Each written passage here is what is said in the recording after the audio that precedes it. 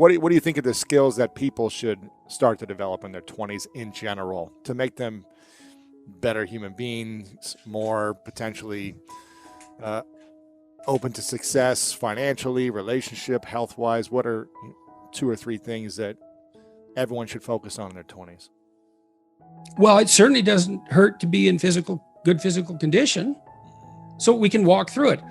Stop drinking too much. How do you know if you're drinking too much? You regret what you do when you're drinking. It's interfering with other important goals. It's causing you financial distress. It's getting you in trouble with your friends or your family. It's getting you in trouble with the police. Okay, so stop abusing substances if you can, right? If you see that they're hurting you. And alcohol is particularly pernicious in that regard. So physical health. Are you in decent shape? Are you strong and coordinated? And if you're not, well, you'd be better if you were. Right. You'd feel better, you'd be more effective, you'd live longer, you'd be less sick.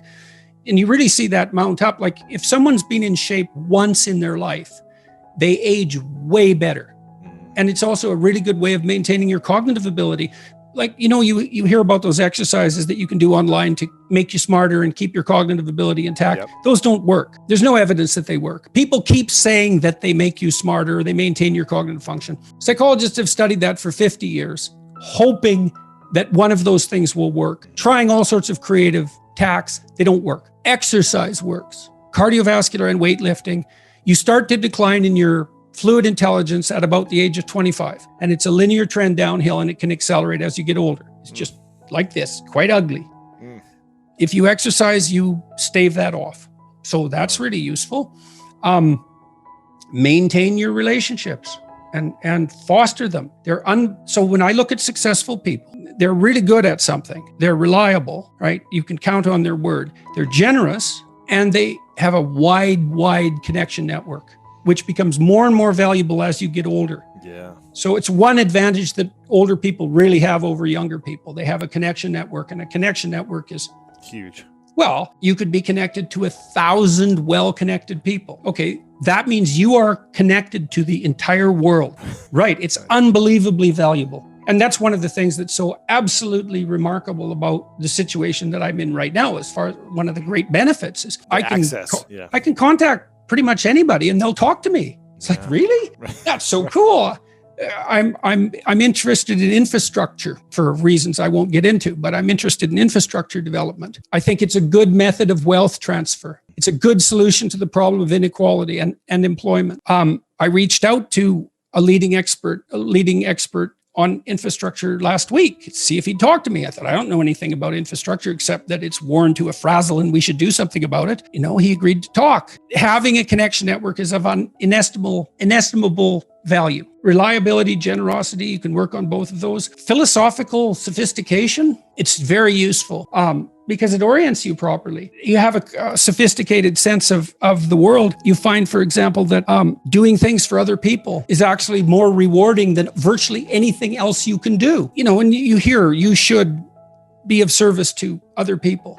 Well, if you actually watch yourself, you pay attention to yourself and you do something that helps someone else and it genuinely helps them, I defy you to find another experience that is that satisfying. It's actually quite stunning how satisfying that is.